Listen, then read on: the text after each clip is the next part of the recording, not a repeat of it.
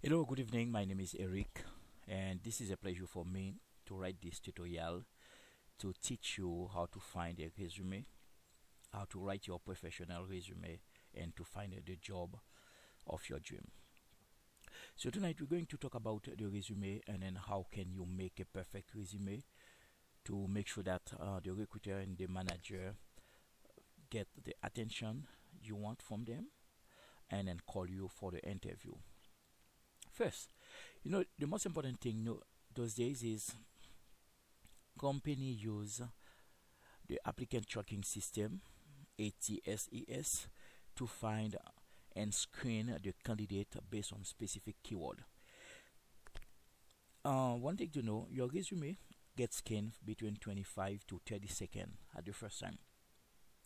So chances are, if you don't have the keyword to take the attention of your recruiter, he will not call you. So it is very crucial, it's very important to ensure that you put the keyword, the most important word that need to be in your resume. So fine, one thing you need to know is the length of your resume. A resume should not be more than 2 pages because take for example, the recruiter can receive 100, 200 resumes for the same job. So you will not spend long time, to screen a 3 or 4 pages resume. So it is important to make sure that your resume is summarized in 2 pages. You say all the essential in 2 pages. And then secondly, your resume need to be unique. Do not write down a resume like a simple format or template to keep sending it to each job. No, when you going to apply for a job, go look for the job what they need. Look for the keyword that is in the on the job description. For instance, you can find the keyword like network analyst, help desk, carpenter, electrician. So make sure that you incorporate those keywords on your resume. So when they screen the resume, so your resume can come. One more thing that is really important is the spell check. Whatever your ability and the language, you can make some mistake.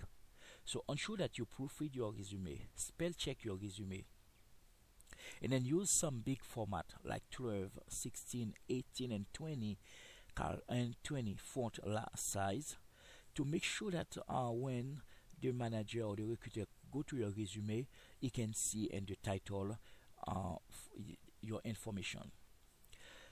Because your goal is to ensure that your message, the recruiter receive your message clear and clean and faster than the other candidate.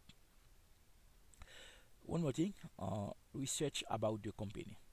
Before you apply for the company, you should make a research about the company. What type of problem they have? What do they need? The structure of the company. You need to know a little bit about it, so you can ensure that your resume match with like someone who was already in the company or someone who is really will be very welcome in the company. Now, negative comment. So do not include any negative thing, any negative word, or any negative attitude in your resume, because no company will hire someone who's coming as a negative person. Now let's go to the building the resume. The resume need to have a headline. The headline of your resume should contain your name. The font can be between 16 to 20 in bold. The city, the province, not your full address. Again, you need your phone number, and then you need a professional email. Like for instance, this email I put Joe Eric. You see this email Joe Eric at google.com. So you don't need to put a resume like Gene Black Power, stuff like that. You don't need those in your resume. So this is the title. You see, this is the headline, and then look at Joe Eric Joe Calgary Alberta telephone number, and then Eric Joe at example.com. Now let's go to the goal, the career objective. The goal of the company is to look for someone to satisfy a need. So you have some skills and then you can bring it to the company. You need to list those skills, and then when the manager read your resume, you will see that okay, this person is very welcome to the company. So in the career objective, you can put your title, your profession, you can put like your skills, you can put like some of your experience, and then you can put like your ability to work as a team, and you can put like some tools you have been used in the past. For instance, this I put knowledge and DHCP DSL for IT, but if you're a nurse, you will look for what you used to use on the nursing to put it in your career objective. Let's say that communication skills. Communication skills is a very important thing on the job field. If you don't know how to communicate, you can't work. So you need to know how to communicate on an efficacious way and efficient way. So the communication skill, I put exceptional customer service and communication skills, fluent in French and English.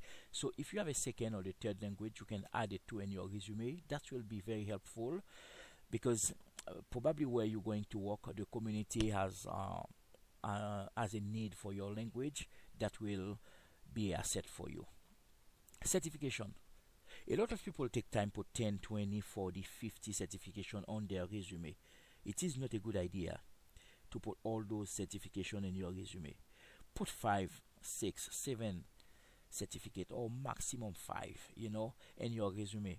So when you put those, the manager will not doubt about your ability to work. So if you put like 10, 20, 30 certification in your resume, I'm pretty sure the manager will think that you cannot do the job because you put so many things, you learn so many things, you could be overqualified for the job, and then secondly, you could be in another way, you have so many certification that you don't know anything. So be careful when you put for how many certification you will put in your job. So platform and tools, that is a part you can choose to put or not. But me, I use those tools like ticketing system, HP Service Manager, SM9. So if you know some ticketing system, you can add it. Whether you are a nurse, whether your profession, you still can use those. Like if you know some nursing software you use, you can put it on the system just to make sure that you have some asset that the other candidate doesn't have. Now let's go to the professional experience. The professional experience is very good, very important. And then don't lie in your professional experience. If you have 1 year experience, put 1 year. If you have 2 years, put 2 years. The person who asks you about 5 years or 7 years experience, you know why he asks you for that. And then when you listed your experience, your professional experience, come to the first one, the newest one. Put the newest one on the top with the job description. Do not use a redundant sentence or redundant job description. For instance, if you used to be a Windows installer, you do that in 4 jobs, put it on the top one. You don't need to put it in everything. So make sure that you summarize your resume in 2 pages, so all your information could be included in those 2 pages. So for instance, this one, I give 1 job. This is the job name. This is the company where I used to work. I call it XX.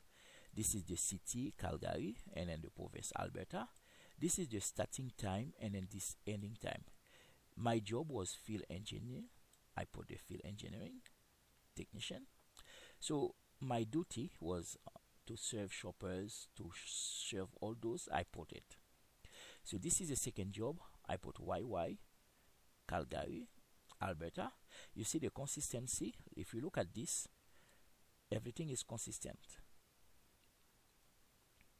You see the company name, the city, the province, the starting time and the ending time.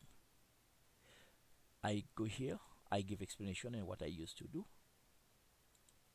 This is what I used to do. I put it. So this is another job, ZZ, Calgary, Alberta.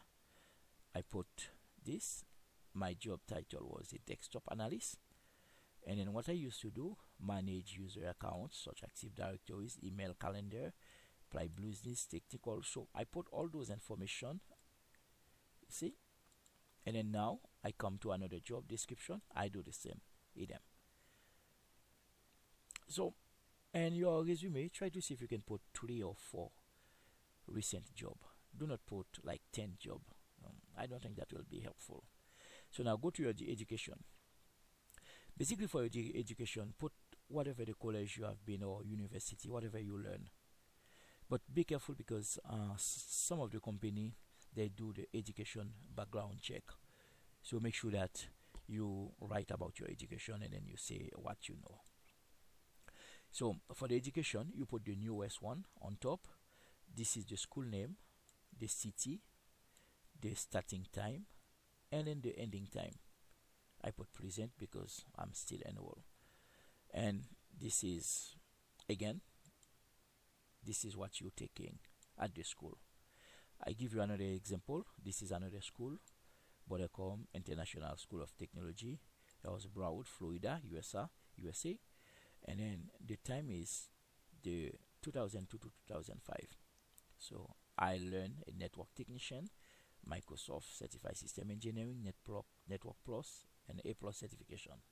So this is another one. This is a university. I put the university. And then here, if you look at here, I put community and involvement.